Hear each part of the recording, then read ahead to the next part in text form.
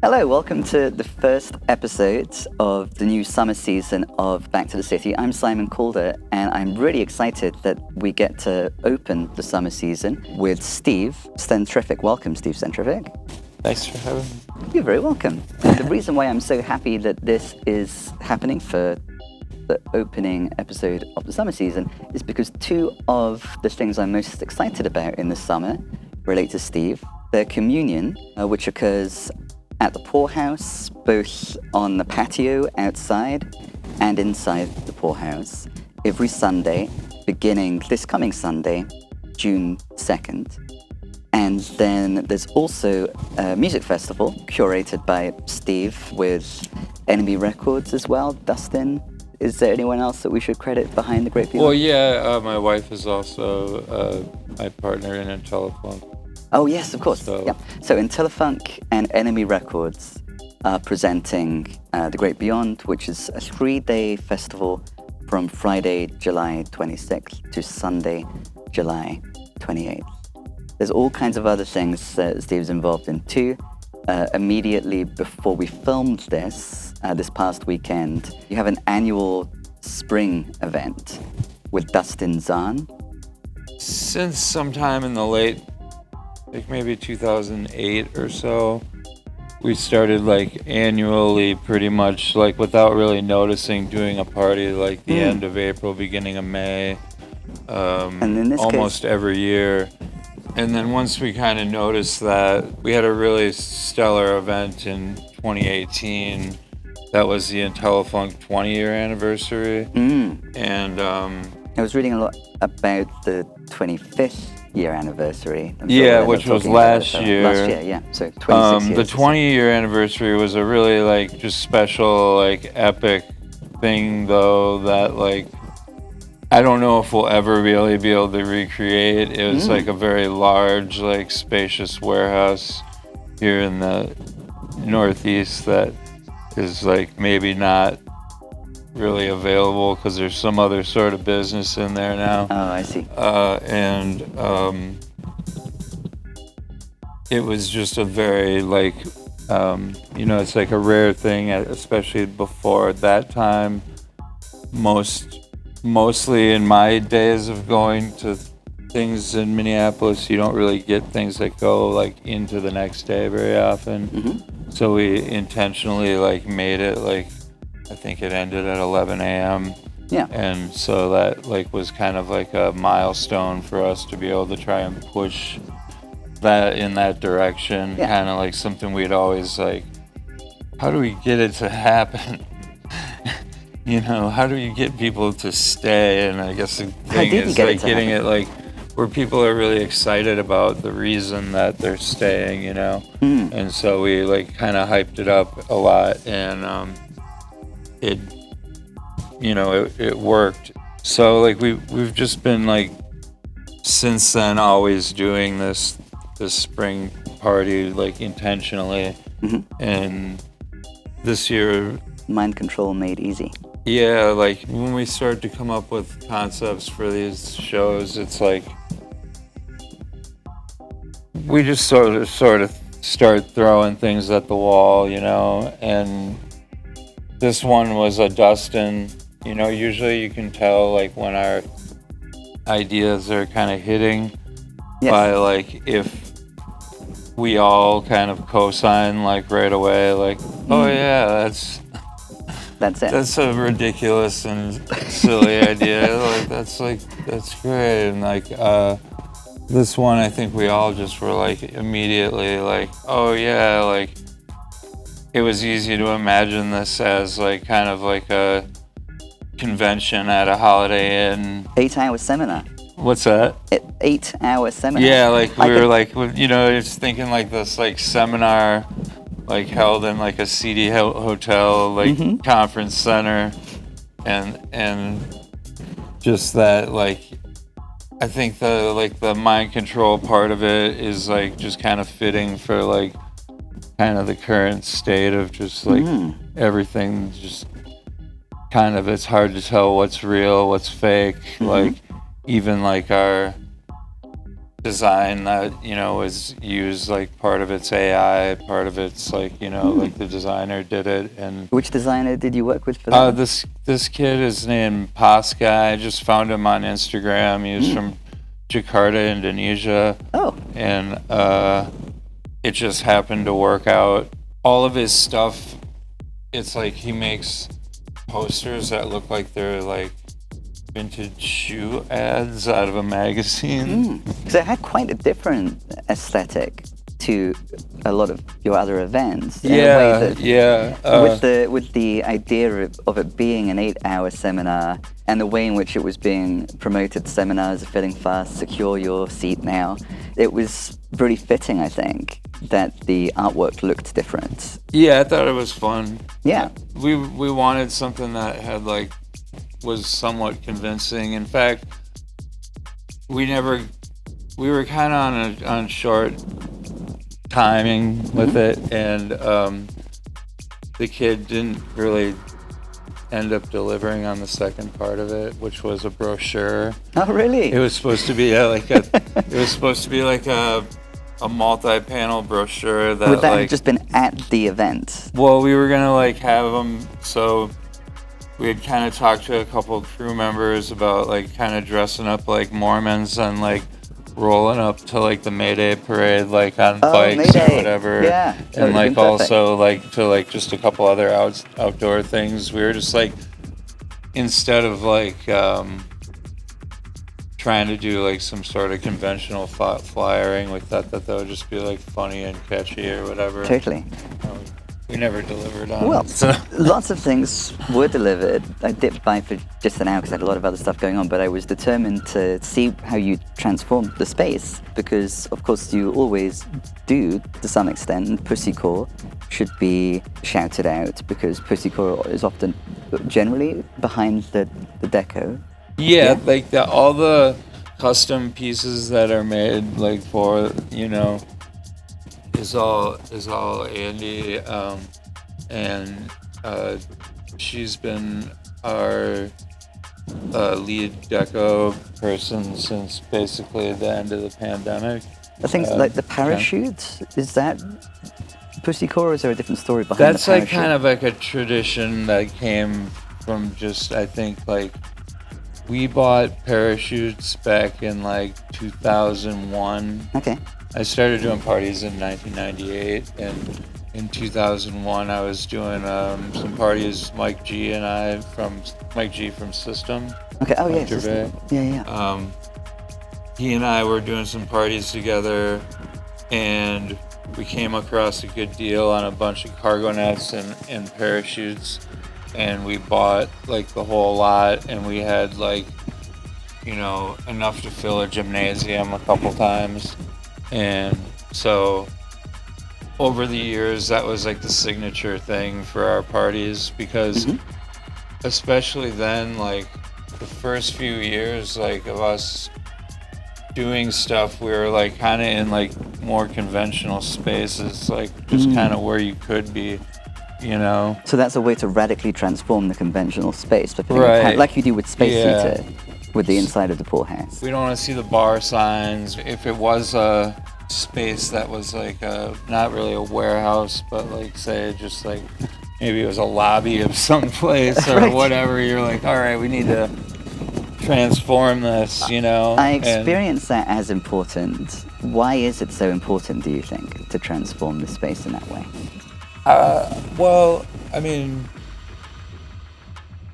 in the beginning, I think we were just doing it because we were like trying to emulate an aesthetic that we weren't able to achieve just like through, you know, like, I mean, when I first started doing parties, like,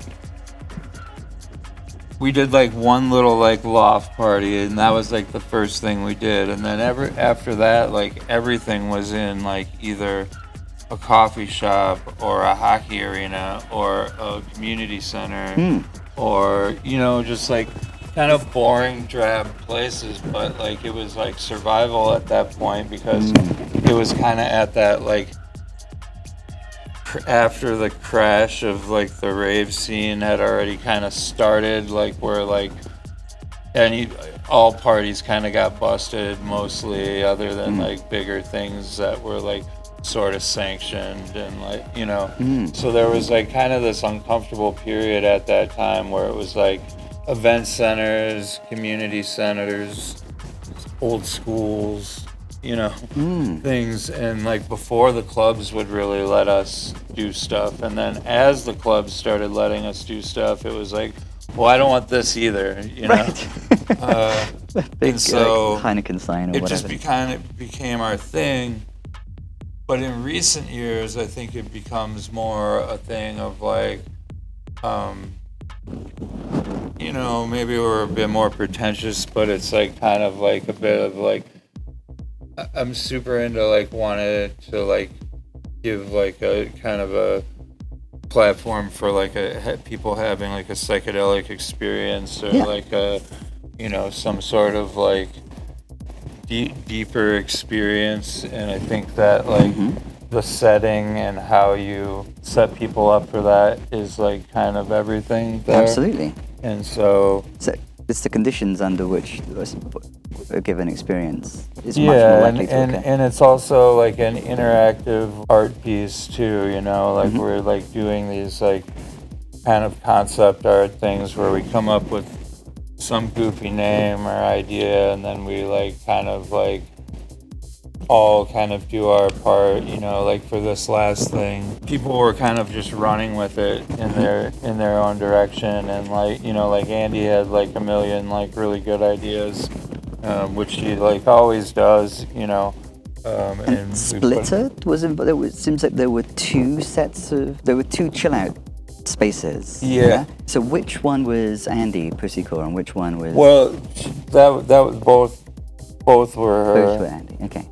We kind of work as a team, but then like, you know, there's like just kind of like this thing where like you're like want to empower people to have good ideas and pull off cool shit or whatever, you know. Totally.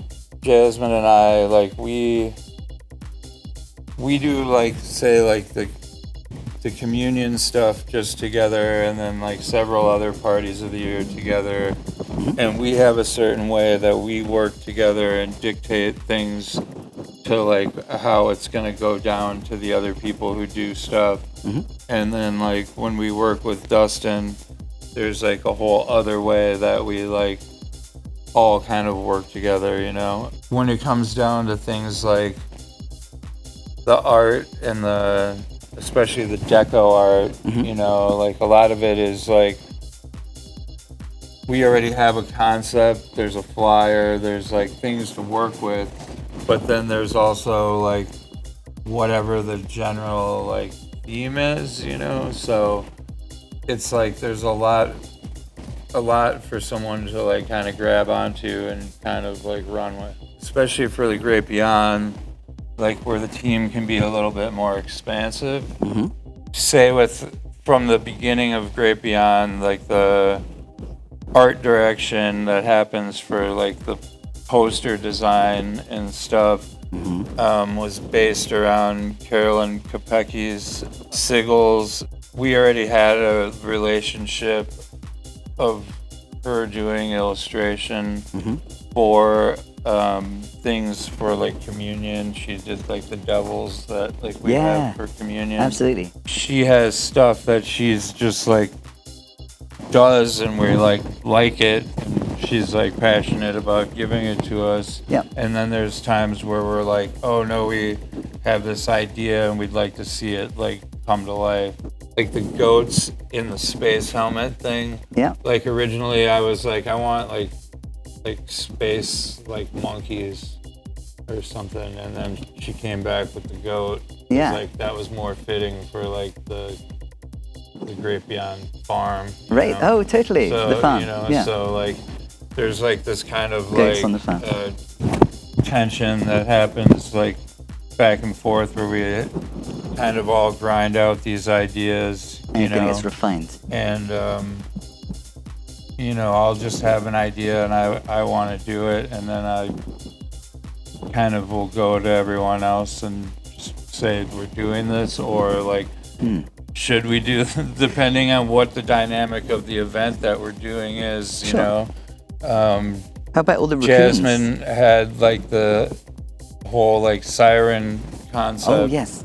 That she was like running the last couple years. I'm familiar with Siren, but for anyone who isn't, what is the Siren event series? Well, it was a focused event that Jasmine and Andy like had kind of crafted the idea for. Yeah. And there's I guess 2 of them at the poorhouse. We definitely have like this schedule of stuff that already happens. Mhm. So then like fitting in like The space for an extra new thing. ideas, you know, it's like you're lucky you get 1 off in a year, maybe 2 if you're lucky, or Yeah, because there's so something, many. you know. The service as well. Yeah, which actually that kind of was like not, I don't know, I'm not really happy with how service like went. Well, there was a massive storm for one of them, wasn't it? The free party. Yeah, We were it just intending to make also- it through the snow We together. had a different thing that we did in the past called Black Mass on Sundays, and it was kind of the same thing where it was like sometimes 10 people, sometimes 40 people, you know, and at the time that seemed like more like it didn't really matter like if it was 10 or 40 people, it still felt like this like energy. And like with the service events, I never felt the tension that I'm like looking for, kind of, you know. It just never delivered for me. I see. At the time of filming, on your immediate horizon, you have another of your annual events in Detroit. Yeah, Metaphysica. Yeah. I was listening to the set from your New Year's Eve event, 2023 New Year's Eve, and in that set there was a Centrific song called Metaphysica. Dustin originally came up with the name Metaphysica, so I feel like I hijacked that one from him a little bit, maybe even. But the first year that we did Metaphysica, which is kind of for us like our like way of doing a pre-party for the Great Beyond. Yep. But then it's also connected to movement. Yeah, it's which is a happening in movement Detroit. pre-party, but Yeah. we like Space. kind of the idea for us is that it's like a way to do a party that's like Great Beyond affiliated, but in a different city. You know. And not just a different city, but I saw you refer to it at some point as your spiritual home. Obviously, techno Detroit makes sense. Yeah, I mean, I definitely feel like before I started going to Detroit, like I definitely had like a different like relationship to the music. How did you it? know? How did Detroit transform your relationship with? Well, because techno like the minute I like fell in love with techno, like that's it. That's all there was, you know. But that was like very much more from like a raver's perspective, you know. When I first went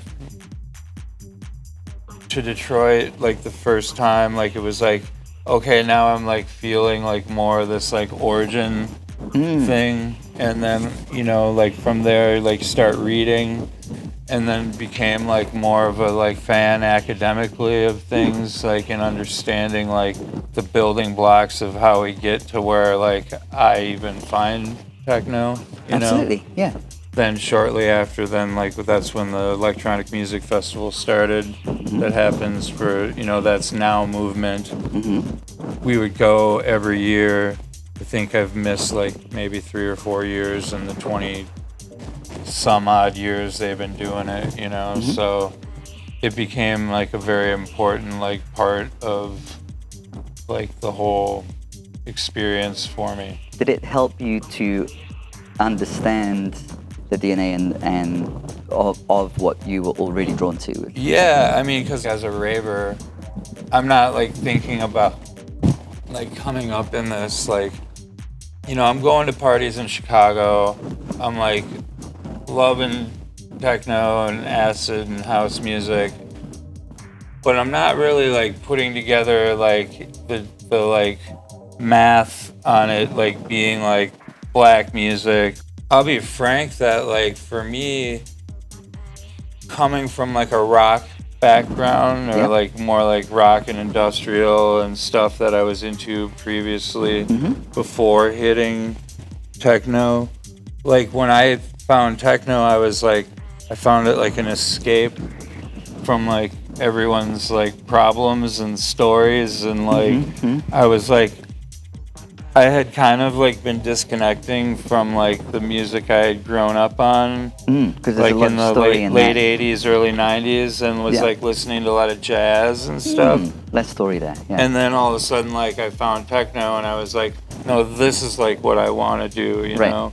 And so for those first few years, it's like just a wall of speakers and like a lack of identity that does it for me.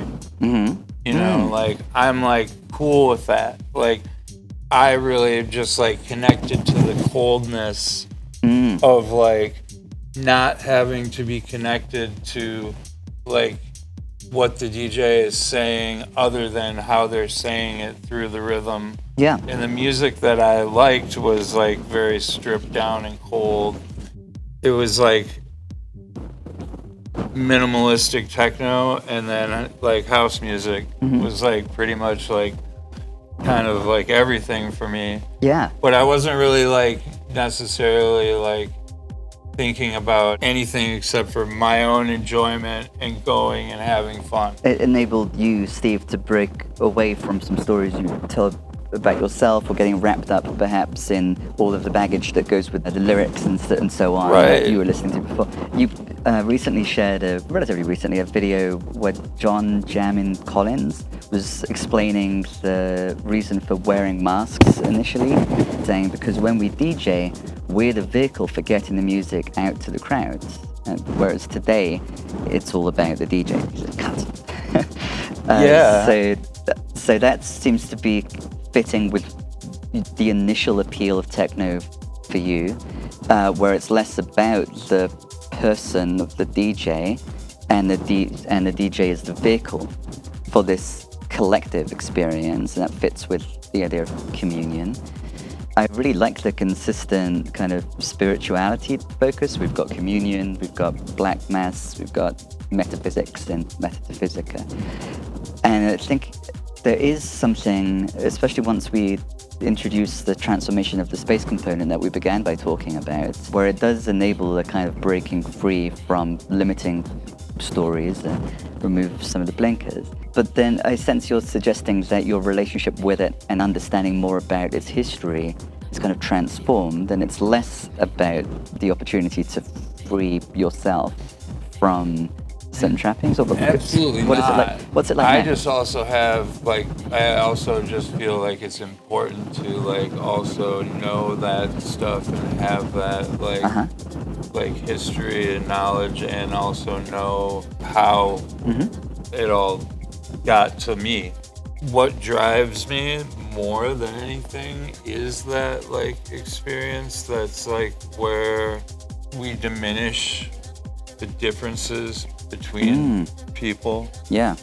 One confusing part about right now is that I think it's extremely important to be making space and celebrating people's identities, and like trying to like safely like make space for people to exist on their own terms. And that's like why we have spaces where we have guidelines that keep people like on the straight and narrow of like how we treat each other, right? Like being consent, and like having it so that people understand when they walk in someplace that like we're there to like completely like be ourselves.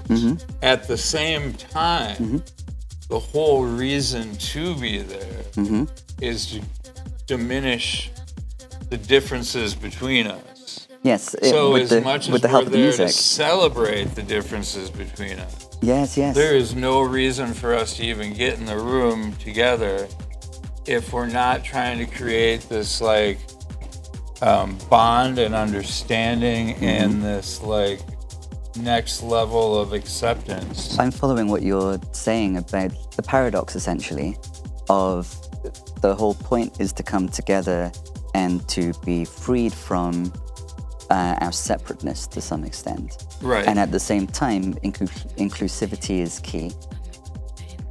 The last 10 years has been like a thing of like putting in effort and trying to understand inclusivity and as well as like safety and harm reduction and things like that. Yes. Like these are things that like when I was like younger doing events, we like literally wanted to do techno events, and like there was a few of us, and like we're just like making it happen on a shoestring, like ideas of like just how we get anyone in the door was like really a thing, you know. The kids that have come up, you know, that are in their 20s and 30s now, you know, I'm gonna be 50 this year, so that's still kids for me or whatever.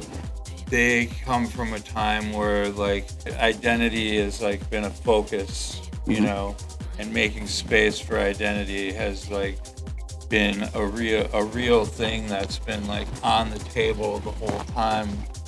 Last October, following the New Zealand shooting, you kind of reviewed your event guidelines and safety protocols, and at the same time acknowledged, I'm quoting you here, as a cis-het white dude, I realize I have tremendous privilege and I always will have more unlearning to do. That you're open about that as the person who is curating these events.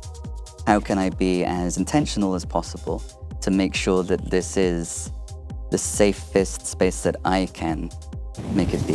I'm going to be doing these parties, right? And I have like really good intentions, and at the same time, we all have these learned things that we carry with us. Of course. And so like, I'm in this like weird place where like, I want to like make a difference and make change. Like the like IntelliFunk motto has always been like provoking thought and instigating change. Absolutely. That doesn't mean that I can't be part of the problem while I'm part of the solution. I will always be who I am.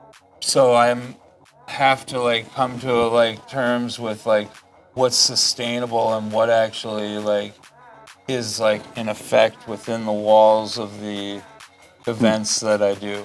Absolutely. So like say when it comes to safety and people are like, well, this person is unsafe and this is why.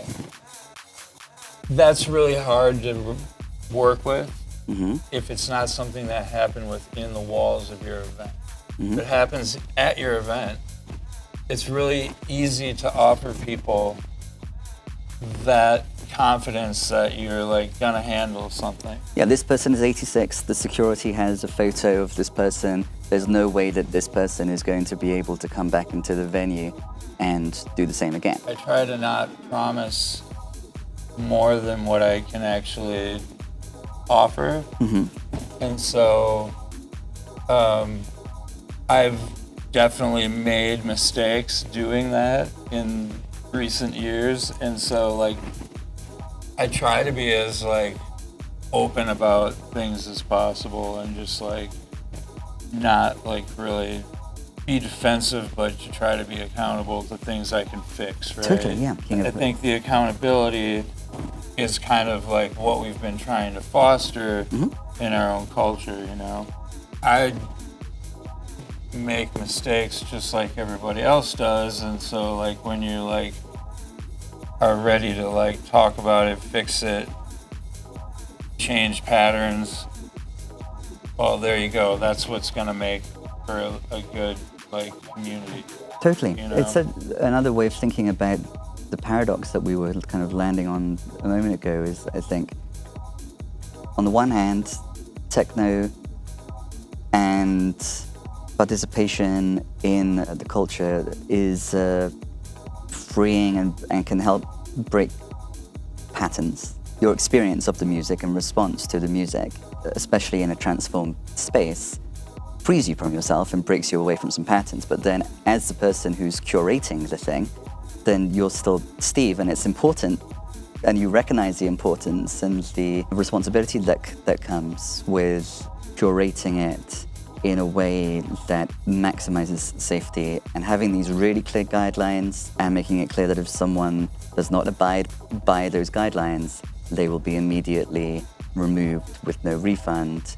Having the dance floor liaisons that you have always in those yellow crew safety vests or with the pink button with the siren logo for siren. And that's something that can be delivered on, you know. I can say with confidence that I have like people who are hanging out, paying attention, and they're there if you need to have that conversation. Yeah. And like I can say with confidence that we've like come up with protocols of like what they're going to do in different situations. You know, we're always looking for like patterns. You know, if there's a pattern, then it's a problem. Absolutely. If there's not a pattern, then it seems like me being involved in people's lives in a capacity that's more than unsustainable for me or anyone else in the community. Let's make sure that we focus on some details about the Great Beyond, what it is exactly. So there's an immense amount of DJs involved, including you. You're playing a set at a different time than you would usually. On the website, it says normally the Great Beyond co-founder is on the late shift, but this time around, he's been tasked with kicking the party into overdrive on Saturday night, just after the sun goes down. It's understandable if you start melting earlier than scheduled. That's fun. And you're playing that's 10 p.m. then on the Saturday, and immediately before you, I believe, is GGFM. This is on the main stage, of course. There's 3 stages. The second stage is the communion stage, and then there's a Kajunga world. Yes. Yeah. So GGFM, also on the website, it highlighted that the Great Beyond was designed around music like hers, witchy, ritualistic rhythms that push the boundaries of techno. Using that as a gateway, could you expand to anyone who's never heard of the Great Beyond before what it is? I've just referred to 2 of very, very many DJs and 3 stages. What is the Great Beyond? Well, so my like kind of initial like love of like when I decided I was going to like pretty much put the rest of my life into this music was like at like a camping thing like when I was young, and so like it was like that just is kind of like how the love affair started. And so like it was always like kind of when I started doing my own parties, like something I wanted to do, but it always was like never really seemed like right, you know. And then we'd been working on another festival, and it was definitely like a learning experience, and it was definitely like something that I'm proud of and was like into working on, but it also was like focused on things that weren't necessarily like where my focus is. And I really, really felt like the amount of energy putting into these things that like, you know, it needed to be a little bit more focused on something I was like passionate about. And so it also coincided with my friend Neil and Elaine from the Headspace Collective having this farm that their friend Ed owned, and that we could use for this event. And you know, I talked Jasmine and I, like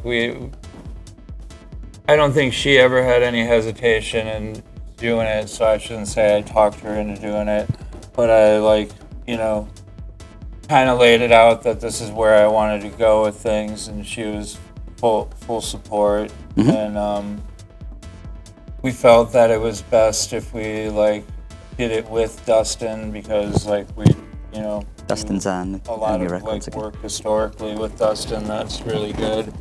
the first year was going to 2020? be 2020, Right. and we had DJs booked and everything, and Yeah. then the pandemic happened, Totally. and so like we were like unsure if it was actually even going to be able to happen In any form at all. when we came back, because we were like, well, we only, we'll probably have this little bit of savings that we have, and we'll probably live off of it during the pandemic. And somehow it was a miracle, like through doing a bunch of streaming and merch runs and stuff, we were able to like stay afloat, and we came to a place of 2021 where we're kind of pushing for it to happen, but things weren't open yet. You've been doing Distant Future like during the pandemic, and that was like the Twitch. Yeah, and we based those like they were events, and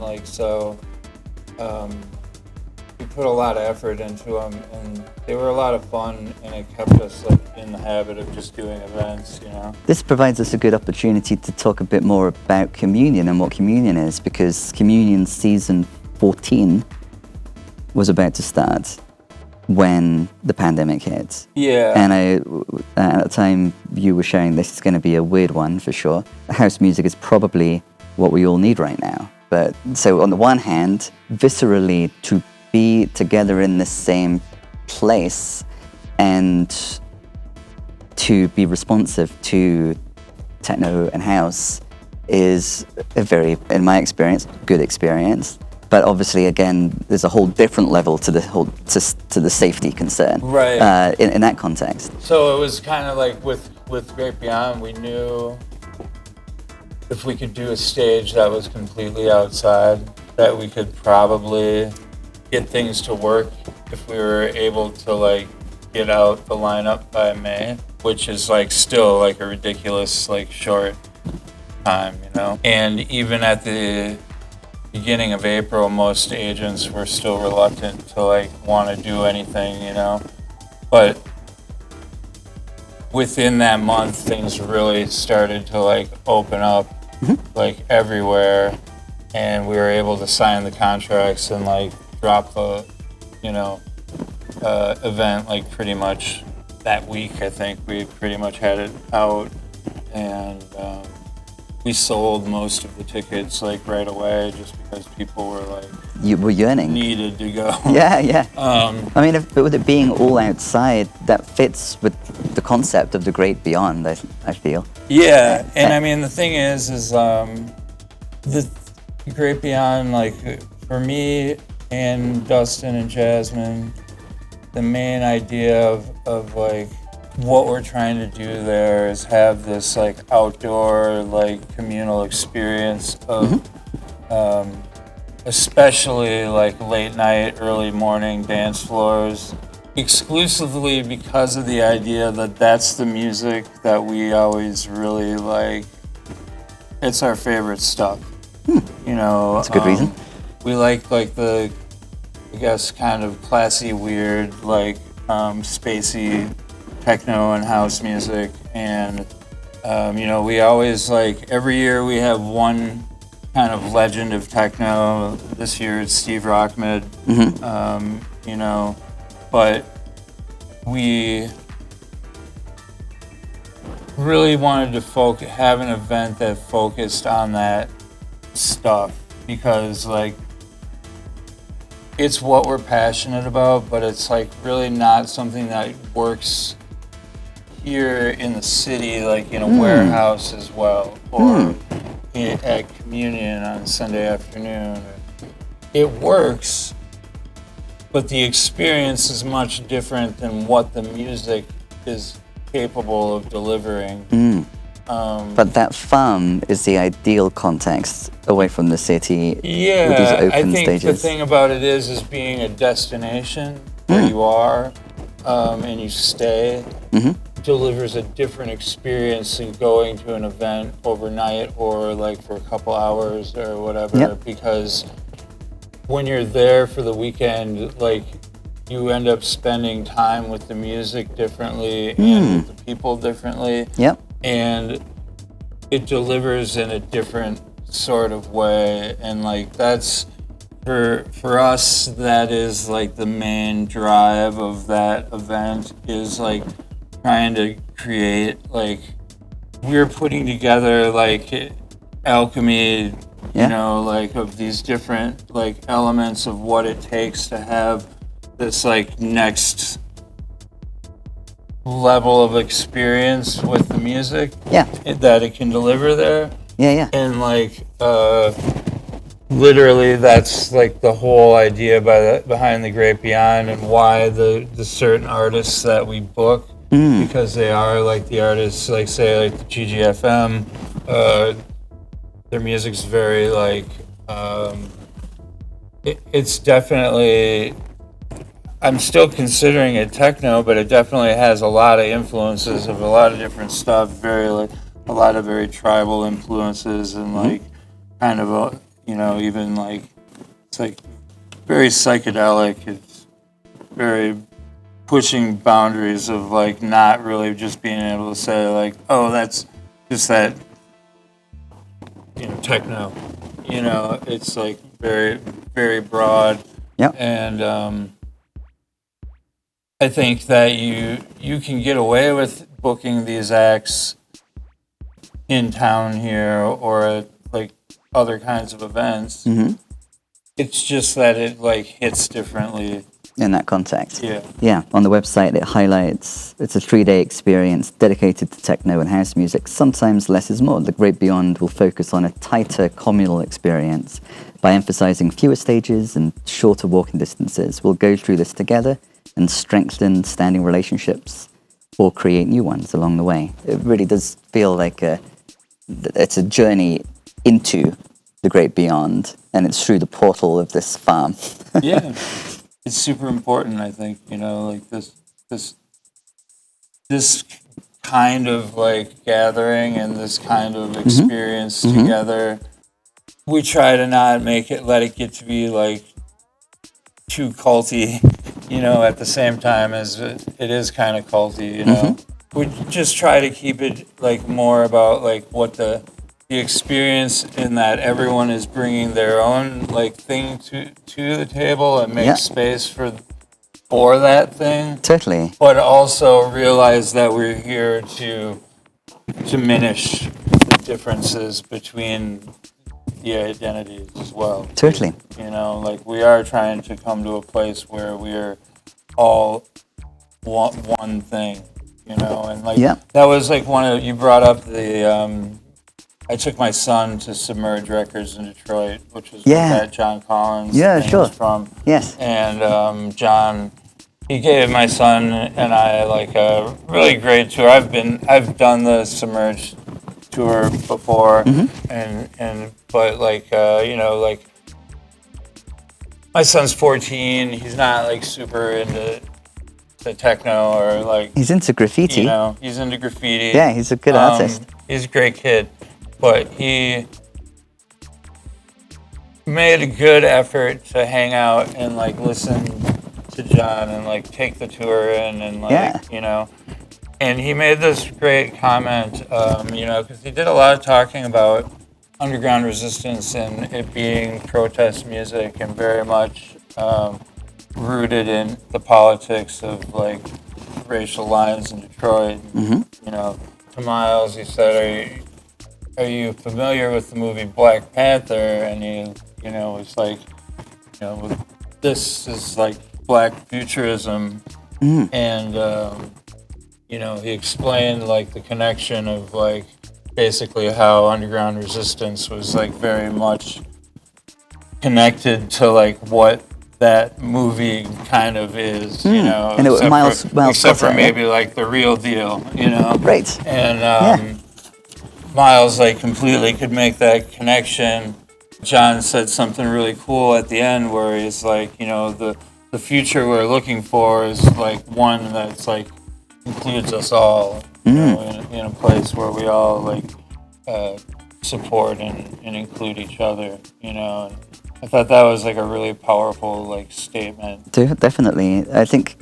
I always think of the term collective joy and my experience of that. This is a favorite book of mine that I have just here, casually on my lap. And it's called Dancing in the Streets, A History of Collective Joy. And when I go to communion or to other events of yours, what this book says really viscerally, like I feel the truth of what this book says. So it says to submit bodily to music through dance is to be incorporated into the community in a way far deeper than shared myth or common custom can achieve. So more than just like sharing, if we like share a mythology, that's not going to bond us together as much as if we go to communion, say. Exactly. And that's it. Dance is a biotechnology of group formation. That phrase really makes sense to me.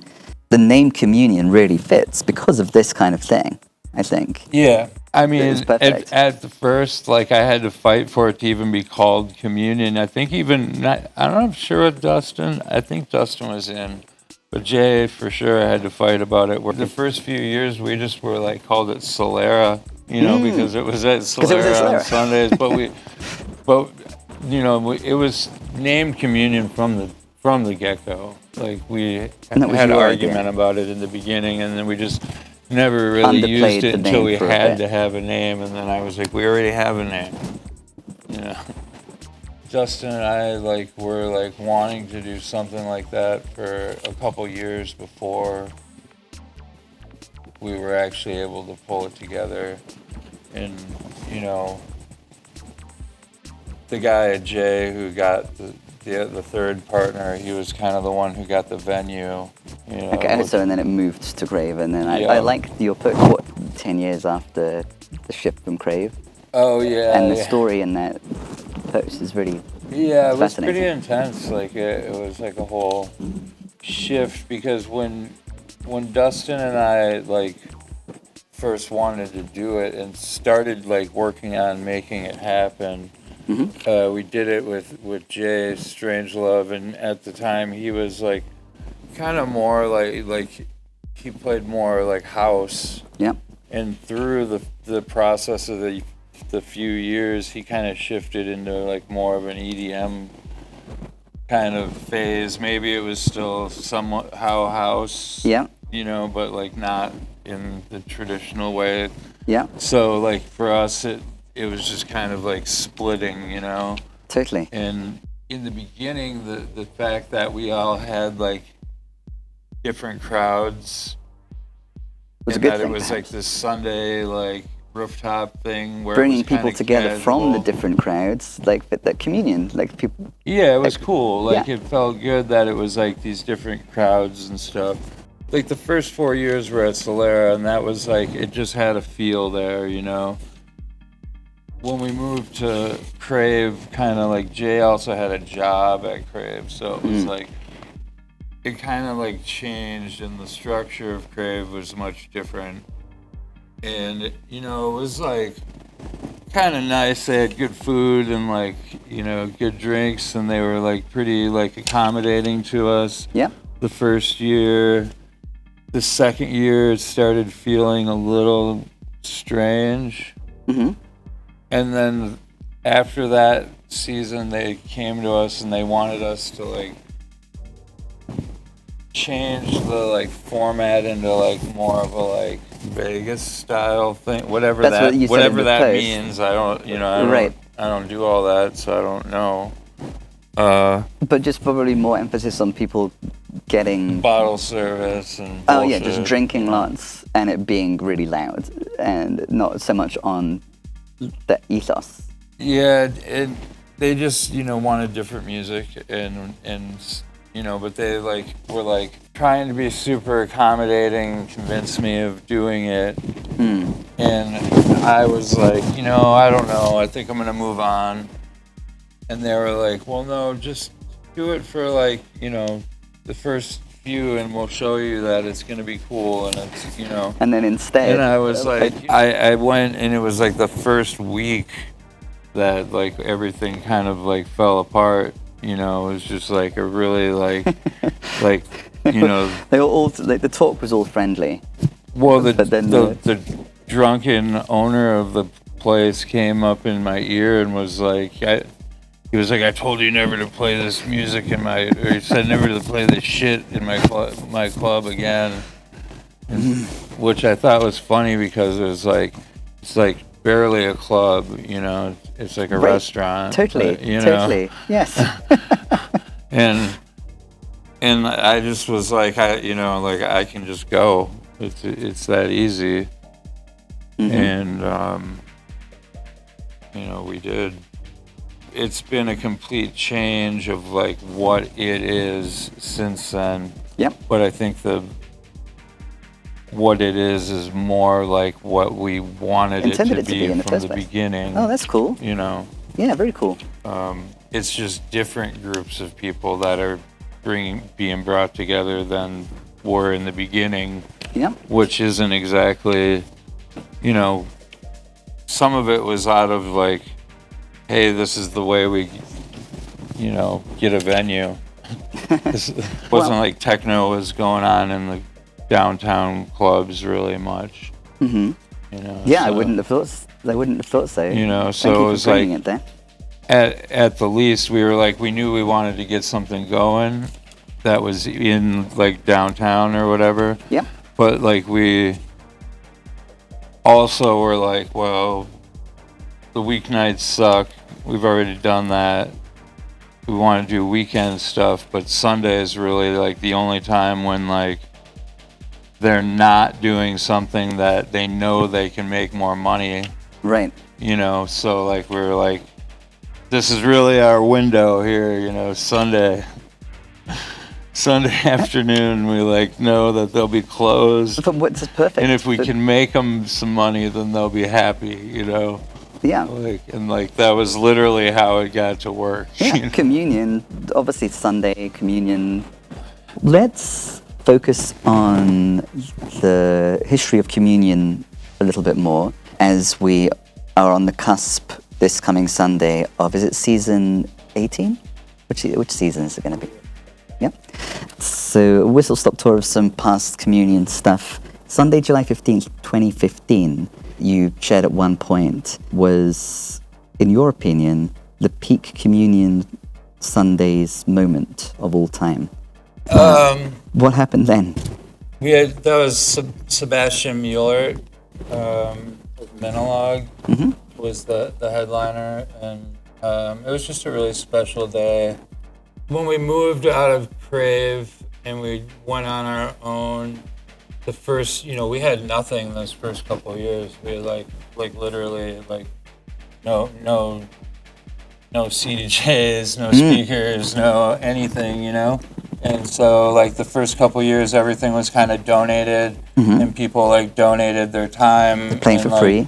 Like over the years, we like sort of like built it up, and then once we had more things, then it started to be like able to like pay people better, and then it's like constantly have tried to like raise the bar and like invest back into what we deliver to people, like we are always making updates to the sound system, to like the gear that we use. Like we just bought our own CDJs this last year. It's like everything in this stuff is like so expensive, so to be like self-sustainable is like pretty hard, and so over the years we've just tried to keep putting it back into it and making it better and better. When we moved, the first couple years were very much just like a lot of excitement, but a lot of the same friends who had been coming to it the first couple years, or the first few years. And when we like moved to the Poorhouse in 2015, like it kind of started to like take on a different like form. Yeah, different character. Like all of a sudden it had like a new energy. Like the first two years, 2013 and 2014, like felt amazing. It was like super liberating. Everybody was super excited about like it carrying on, and it, Right. But when we hit that stride in 2015 is I think like when things really started to change. That's the first Poorhouse. Or like like that's when I feel like we kind of started to have more of the connection with like the younger crowd, and like people from a lot more different like groups of people that were like showing up than just like our raver friends that we'd known for 15 years. Yeah, perhaps the biotechnology of group formation thing coming into play a bit more. Yeah, it just kind of had its own life. You know, people were showing up because it was communion, not because we were all friends. Yeah, not because they're part of the clique, but Yeah. because it's like a celebratory Right. way to be Yeah. together on a Sunday. In the with first music. few years of communion were very much like that. Like people, it was like groups of friends that came and sat around at tables and drank, and then like at the end of the day, everybody danced, you know. But it was great. It was, you know, but when things moved in 2013, it became very much more DJ focused and a lot more like about the experience. When did no phones on the dance floor kick in? I don't know. We just kind of always felt like people go have jobs and lives and whatever, and like just taking pictures of them at parties and whatever. Like it felt weird Yeah, to yeah. us, and so like we always made our parties like a bit more like dark, keeping it ambiguous and keeping it like kind of secret, which I think in a way is like the best part of techno and the worst part of techno at the same time, because I do want to share. I think it's like really important music to share with the world, kind of, you know. So it's Because it's transformative yeah, too, and it can help us, the person who is stuck in that role, like the person who has whatever job and thinks maybe their sense of self is really tied to that particular job. In my experience, things like enjoying techno broke me away from thinking of myself as like primarily like a lecturer at the university, which is what I was a number of years ago. It can help us transform our sense of self. And the one other passage from this book that I think I find myself thinking about when I witness the kind of container that's created by something like communion is this. The essence of the Western mind, and particularly the Western male upper-class mind, was its ability to resist the contagious rhythms of the drums, to wall itself up in a fortress of ego and rationality against the seductive wildness of the world. And I think that like techno can help the person who has that ailment to. I think it's like really important to like, you know, make that distinction that like, especially in America, like, you know, we have like such like weird value systems like for like family and friends and how we spend time together, you know, like I have this whole like theory that, you know, like Americans don't really understand anything where there isn't a winner and a loser kind of thing, so they don't know how to hang out if that isn't what's going on. Right. And so like, you know, as much as like the music itself and the people who are making it can be like making it as like a protest music, and it can be activism in itself. I think that the act of gathering around this music and gathering the way that we gather around and celebrate it in ourselves and our like friendships like together with it comes back to being like the whole purpose, you know. Totally. And it's this thing of like rewriting the values of America to actually like be able to, you know, like in Europe it's a whole different thing. Here it's like people don't even really like appreciate, like in the Gen X generation, like people didn't really grow up unless they maybe had like disco parents or something, like didn't really grow up appreciating dance music until like they went out on the street, or they like, you know, it's not like the thing in your home or whatever, where I think like there's other places where it's like other countries it's like bred like right into you that like there's rhythm and you're gonna dance with your friends. Totally. You know, and so like teaching people that it's not that fun to go out and like debate with your friends about things. It's like more fun to go out on a dance floor and like just be there together and enjoy those moments together and like let it be what it is. You know, like it doesn't all have to have an answer. Like we don't have to agree on everything, like to enjoy time together. Totally. You know, I love that way of describing it. When it was 25th year anniversary, Telefunk still tipping. The 25th year anniversary, you shared in a post, the truth is we can't tell you a grand story about how we created the Minneapolis techno scene because we didn't. We just came along at the right time to be inspired by the right people, and we were fortunate enough to be able to contribute to a rich landscape of amazing events that have taken place over the last 25 years. I love that as part of that 25th year anniversary, there was the exhibits, Telefunk and Pussycore exhibit, flyers, deco, photos, relics, history. I wish I'd been aware of it at the time to have like all of that intentional art and how that all relates to and connects with the music. Could you just share a little bit about that component of the 25th anniversary? It was a lot of fun to like put all that together, you know. Andy helped us like curate it and like really helped like bring together like the aspects of organizing things. Yeah. Like I have like boxes and boxes, and like I've thought of like doing something like of just like putting together a scrapbook or whatever before, but then like, you know, I was encouraged by some folks to like make it into like kind of an exhibit, and it was like somewhat like underattended, but like a lot of fun. It was all ages, like, yeah. So yeah, it was kids super. could see It what was it's super like. fun, and like just setting it up and seeing it all in the room like was like really cool and felt good. The fact of that being all ages just reminded me that when I got back from, for us, last Saturday's thing, Fiona's kids were so excited to hear about there being Dragon Ball X playing on the televisions in the back, the chill out space. I happened to be the only person in that space at that particular time, and I walked in and like their favorite show, Dragon Ball X, was playing. So to be able to return from like an event like that and share that their favorite thing was on the TV screen in the back, they thought that was cool. We have disco in the house. We have dance music in the house. I was really proud of like everything that happened for the setup for that. Something else that I just stumbled upon this morning and really enjoyed was an interview that you did with Zach, the DVS one, for Distant Future. And it was really fun to learn such things as that there was a tortoise. What was that?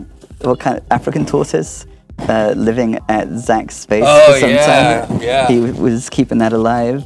I remember coming in there one time and just, where did this tortoise come from? And they ended up being like, they found the guy whose tortoise it was, but he had already built this huge thing for it. In his space, in his special space. But yeah, I mean, like, it's cool. Like, the thing about, the best thing about all this is that, like, the 30 years of friendships, you know, my best friends are people that I've been sharing this music with for all that time. Mm-hmm. And it's been amazing, like, watching what each person has kind of done with their part of it. And it's really cool to, like, still be here and still, like, have those people as the people that I, like, know will pick up the phone for me, or vice versa. Mm-hmm. And you know, at the same time, I have a lot of friends that I've made along the way, and especially in the last few years, and it's like, it's very special. I'm really grateful to, like, have, like, this incredible, like, kind of life where, like, there's a, you know, I set out to do this stuff because I felt like my family was kind of, like, not really solid, you know, like, it's like building groups of friends around me. And then eventually it was like a thing that we were doing with music and And the bonds are really and, strong, you know, because of dance being a biotechnology of group formation. Yeah, and it's come to it's like really interesting place, you know, where like I had to like slow it down a little bit and realize that like it does take time to like be the same kind of friends as, you know, like some of these people I've known for all these years, and like some of the young kids I've met in the last few years who I really enjoy, and like we're close and whatever, but it still takes time for us to like really know each other on that level, you know. Because it's rare and special for people to know one another on that level. Yeah, it's and like, you experience it many times because you are aware of the conditions that work as a catalyst. Well, I mean, like, we did a lot of stupid things together, and like hung out and spent a lot of like time in cars driving around the country to go to parties in different states and all those things, you know. And that's how you really get to know each other, you know. And totally, you know, it's like I throw the parties, I get to know people, but the people who are at my parties get to know each other much better than I get to know them. And you know, like I kind of had to make that realization this last year that like, oh, you know, I kind of don't get on the same level as everybody who gets to like hang out at 5 a.m. together all the time. You know? Yeah, when you're tearing down the decor. Yeah, I mean, it's a lot. We have a lot going on, and like part of it is like, you know, it does like make it maybe a little bit less, you know. Maybe there is a little less genuine to it, but I also like I just have this drive to like do things. Yeah. Well, and one form that will take is the weekly Sunday afternoon party communion throughout the whole summer. What are the times for that each week? We go from 4 p.m. to 11 p.m. So it's 4 to 9 on the patio and 9 to 11 inside. Nice. And this is going to be the 18th, is that right? 18th season? Yeah. We started in 2007. And skipped 1 year for the pandemic. Yeah, even though you had Distant Future still. So you kept it going in some form. I was just looking back at season 17 to get a sense of the diversity of what occurs. And so it struck me just to close with a focus on the run episode 12, 13, 14, 15. So 12 was just you on the patio and Angelica inside. And then that was followed by the Labor Day weekend one, which I went to, and that was excellent. It had, I think, 23 sets, with one of them being back-to-back, so like 24 DJs across 4 different dance floors. See you on the dance floor, or floors, you said at the time. And then by episode 15, there was the kind of annual Intellifunk Crew Appreciation Day, aka Adidas Tracksuit Day. So maybe we could close by giving a shout out to the Intellifunk crew. Yeah. So like Dave and all of the people who would be involved in the Appreciation Day. Well, there's about 30 people involved, so yeah, can't probably be careful of like naming any one certain person, but there's a large group, and each and every person is really important to the picture, you know, like you mentioned Dave, so it's safe for me to bring up Dave. You know, Dave has very specific things that he does within the crew, and some people have very wide jobs and do a lot of everything, but it takes all of that to like make it happen, you know. And we really look at it too as like even the people who just show up and pay to get in, you know, like they're like making it happen like by going to work and like becoming unpaid. And it's like this isn't like corporate shit, you know. Like it all like exists on a shoestring because people are passionate about it, and if the passion goes away, it would all go away, you know. But it doesn't, because we all love this so much, you know. And it's $20. It's definitely worth $20. It's one of my favorite things to do in the summer. So if anyone is tempted by our conversation to check out Communion, then you should go with that temptation. 4 o'clock until 10 o'clock. It's on the patio at the poorhouse, so it's kind of outside the poorhouse. up until what time? It's from 4 to 9 on the patio. And then it continues until 10 Yeah. inside. Yeah, I mean, we start a DJ inside early too, but the last 2 hours the patio show. Yeah, and then if you want to go all in, then the Great Beyond Music Festival. There's tickets, tier 3 and tier 4 tickets available still. Where can people get those? Any last things to share about the Great Beyond? Greatbeyond.us is our website, and you can find all the information. Yep, and actually any other events that Steve is involved in, including, for example, the Mind Control one that just happened. That's where if one goes to thegreatbeyond.us. Yeah, it tends to be the most reliable. Yeah, that's the place to go to find out all things Steve Centrific. Well, thank you very much for coming on Thanks today, for Steve. having me. That was a fun conversation, and I'll see you on the dance floor. Yeah, we'll see you soon.